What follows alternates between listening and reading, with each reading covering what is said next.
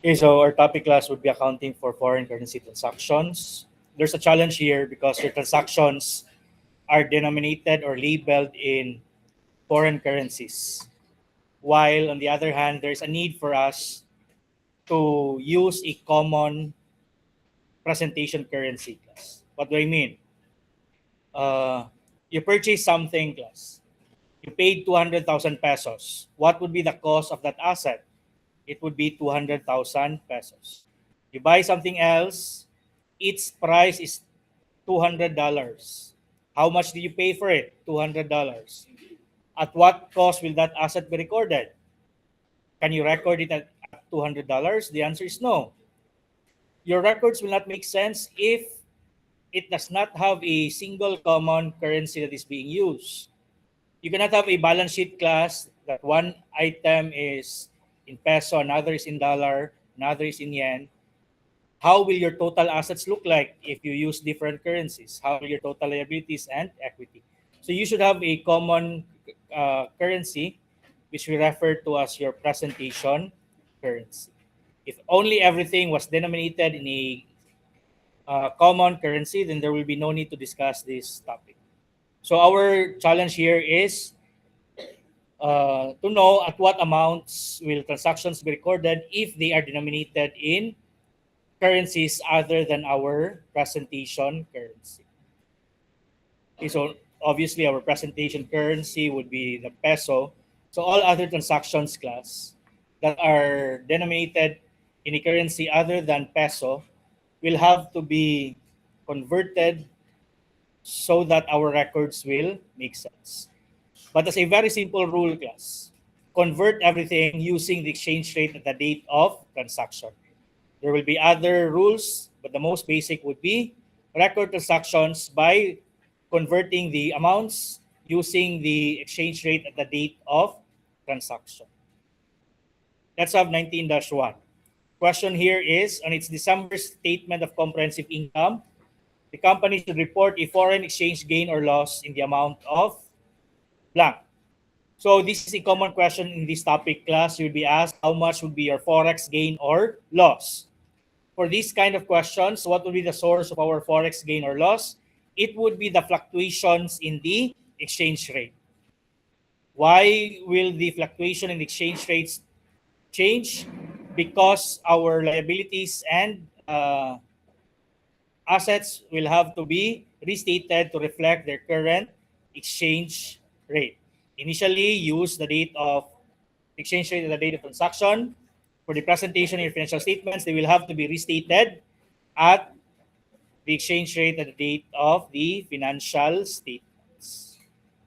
And there will be fluctuations class because the foreign currency equivalent will be constant, but their peso equivalent will change because of the changes in exchange rates.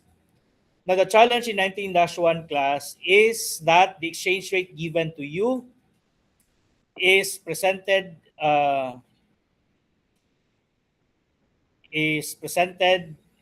in a way wherein you will not know how many peso you will have for a given foreign currency.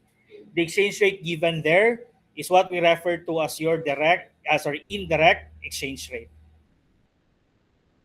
If what you're getting is the number of foreign currency for every peso, that is an indirect exchange rate. If what is given is the number of peso for every foreign currency, then you are given with a direct exchange rate. Which one do we prefer, the direct exchange rate or the uh, indirect exchange rate? We prefer the direct class because if you're given with the direct, all you have to do is to multiply that one with the foreign currency equivalent. Okay? But our problem here is the exchange rate given is an indirect quotation or indirect exchange rate. Okay? So, but here I'd rather you rely on your common sense class. Whether it's direct or indirect, just be guided by your common sense class.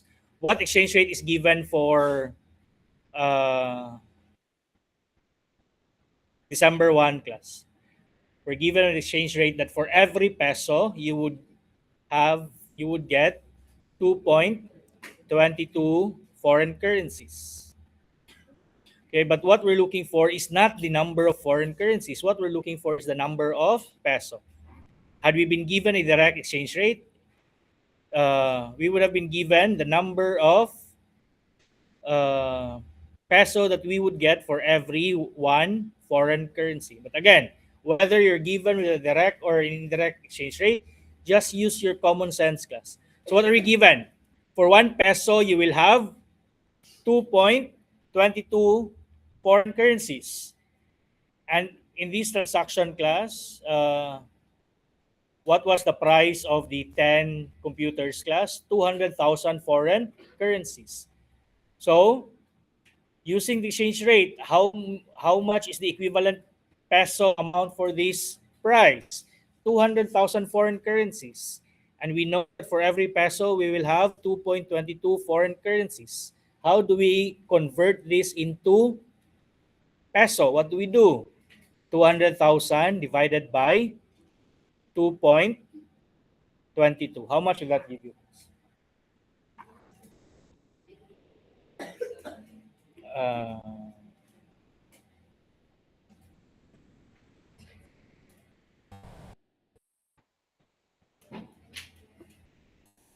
200,000 divided by 2.22. This would give us 90,090. Okay, and that would be the amount, since we are the purchaser, class, this would be the amount that we will recognize as an obligation or as a liability on December 1. Okay, but again, as a rule, class, you will have to restate your payables, class, to reflect the current exchange rate. So on December 31, you will have to restate your accounts payable. As far as your foreign currency liability is concerned, it remained at 200,000. How much do we need to pay? 200,000 foreign currencies. But what changed, class, from December 1 to December 31? The peso equivalent of the same 200,000. So how much now is the equivalent of this 200,000 on December 31? What do we need? We need the exchange rate on December 31. And how much is the exchange rate on December 31? For every 1 peso, you will have 2.7 foreign currencies. So if our obligation is 200,000 foreign currencies, that means our equivalent obligation in peso is 200,000 divided by 2.7. And this will give us how much? 74,074. Then that means our obligation increased or decreased, class? Increased or decreased? Decreased. How much was it, class? It was 90,000 something, class. 90,090. So we will have a difference of 16,015. And the closest answer here would be either C or D. What do we have? Gain or loss? What happened to your liability? It went up or down? Down. Is it good if liability goes down? Yeah, so we will have a gain of 16,000.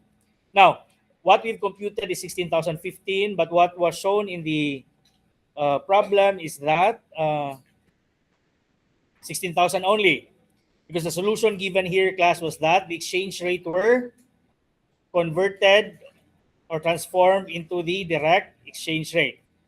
You can do that, but again, our first solution works because it makes sense. It is logical, class. Even your elementary version of yourselves could solve it, class, as long as you're given with the exchange rates.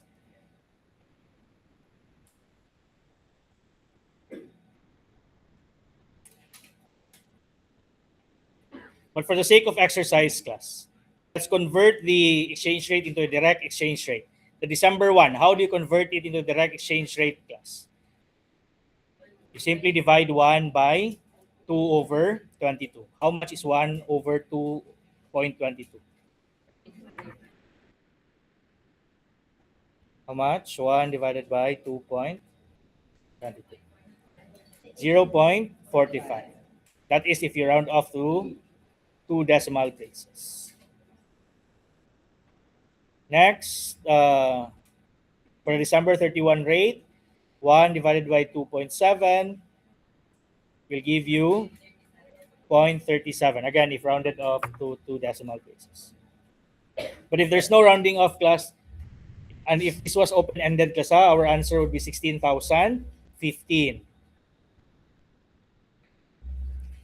Let's proceed to 19-2. Question here is, how much should be the foreign exchange gain or loss? So what's the given? December 1, sells construction materials to a Japanese importer for 1,500,000. Who are we in the transaction, class? We are the seller. So what will we have in this transaction? We will have a sale and a receivable. The relevant exchange rates are as follows. On December 31, 2016. So first, they record it at the date of the sale. When is the sale, class? December 1. For 1 yen, we will have 45 pesos. How much are we going to be receiving, class? We'll be receiving, how much is our receivable? Our receivable is 1,500,000. And what is the equivalent? How much would we get, class? How much is the value peso equivalent of our 1,500,000 receivable? What do you do? 1,500,000 times 0.45. How much will that be? 1,500,000 times 0.45 will give you 675,000.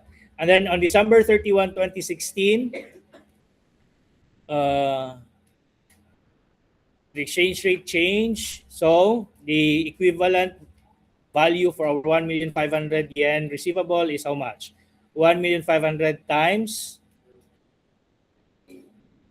1,500,000 times 0.47 will give you 705,000.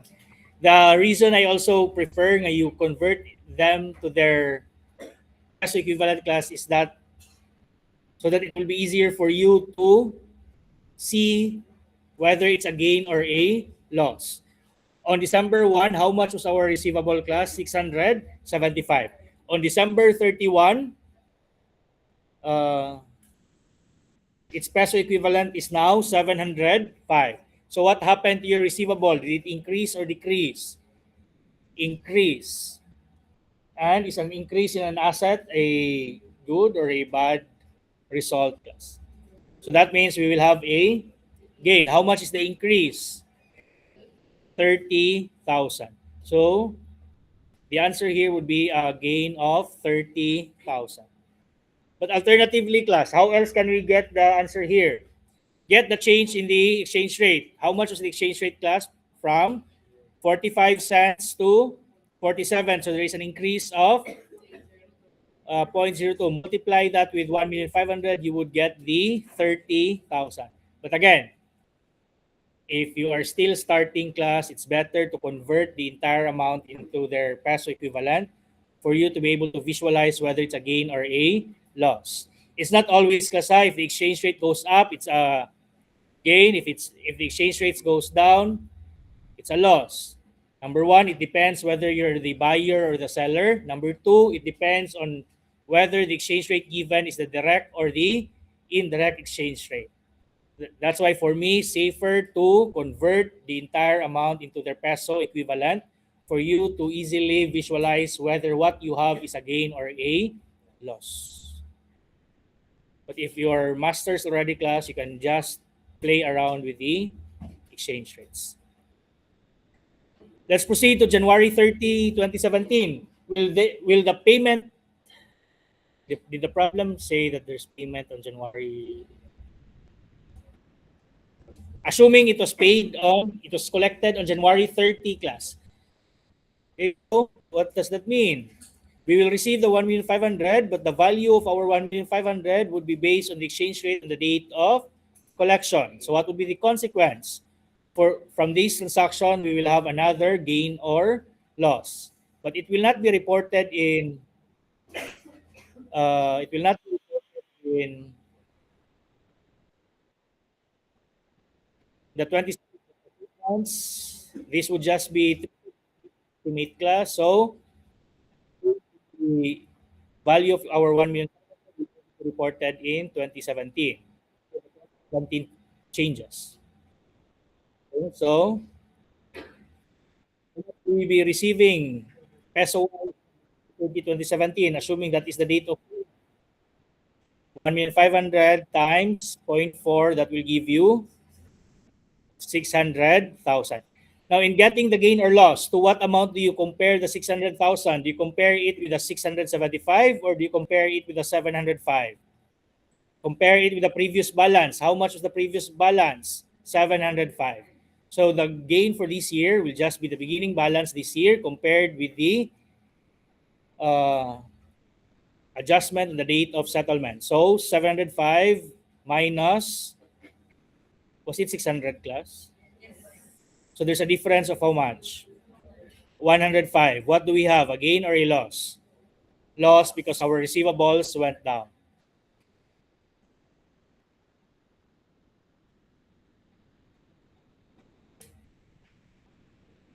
So from the same transaction, we had a gain of 30 in 2016. We have a loss of 105. Was it 105? 105 in 2017. Let's proceed to 19-3.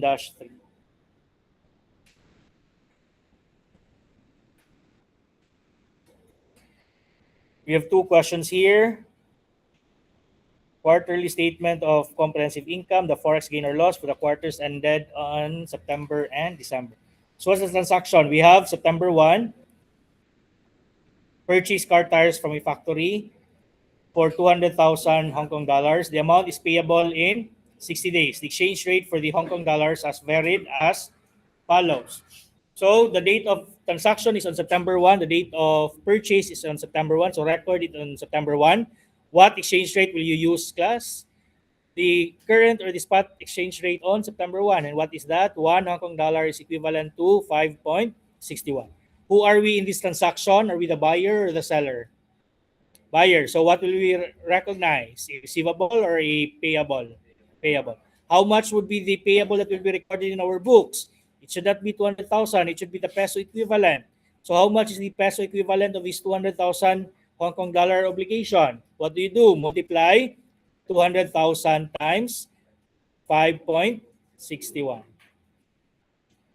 How much would that give us?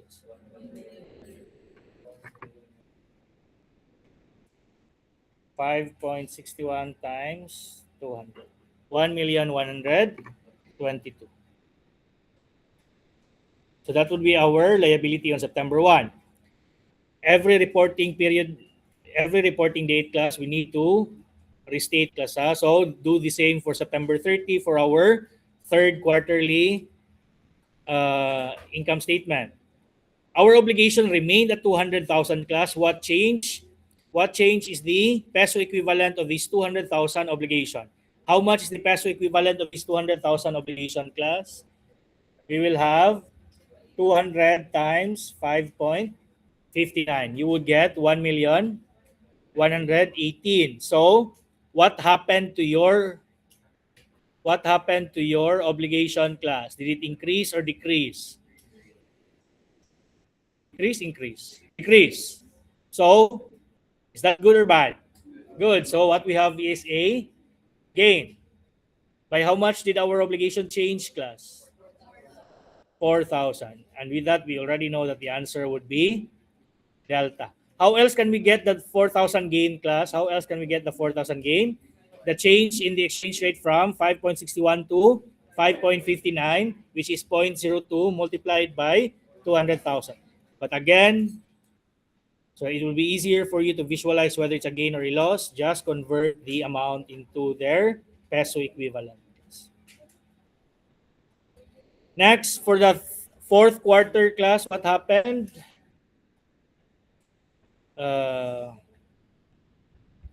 We need to restate it based on 5.62.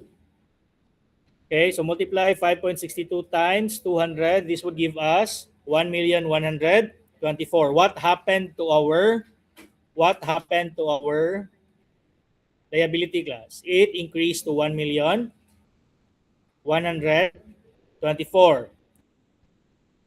Then compare that from the previous balance class. How much was the September 30 balance class? 1,118,000. So there's an increase of 6,000. An increase in liability is not good, so this is a loss. Okay, but for the entire year, we will have a net loss of 2,000. But for the third quarter, 4,000 gain.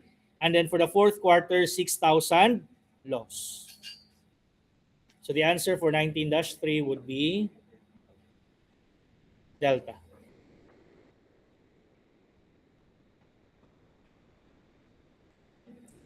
Let's have 19-4. First bullet. Merchandise was purchased from a foreign supplier on January 10, 2017 for a peso equivalent of 600. The invoice was paid on April 20, 2017 at the Philippine peso equivalent of 608,000. So who are we in this transaction class?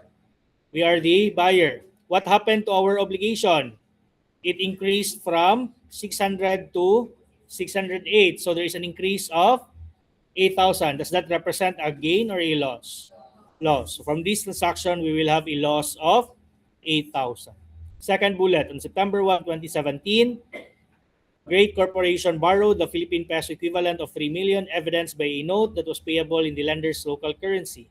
On December 31, 2017, the Philippine peso equivalent of the principal amount and accrued interest were 3,200,000 and 120. Interest on the note is 10% per annum.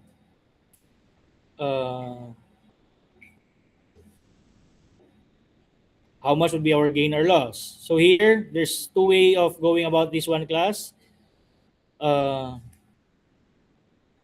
One would be to simply multiply 3 million by 10% class to add the interest. How much is 10% of 3 million? That would be 3,300,000. Okay, including the interest, that would have been the value of our obligation based on the exchange rate on September 1. But by the end of the year, we know that the equivalent value for our principal and our interest is the 3,200,000 and the 120, or a total of 3,320,000.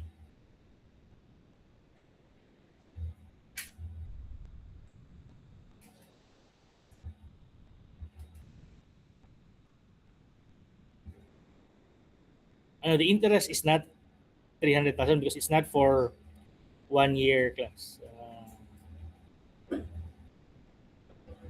September, October, November, December. How much is 4 months equivalent of interest class?